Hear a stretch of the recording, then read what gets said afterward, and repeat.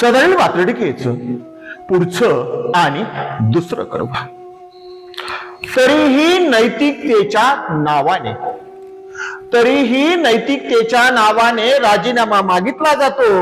जणू सगळ्यांचाच अंत नैतिकतेकडून बघितला जातो. जणू सगळ्यांचाच अंत नैतिकतेकडून बघितला जातो.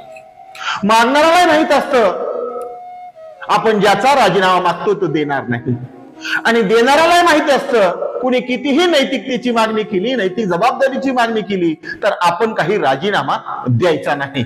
यावरतीच सदैव वातडिकेचं हे दुसरं कडवं पुन्हा एकदा. तरीही नैतिकतेच्या नावाने राजीनामा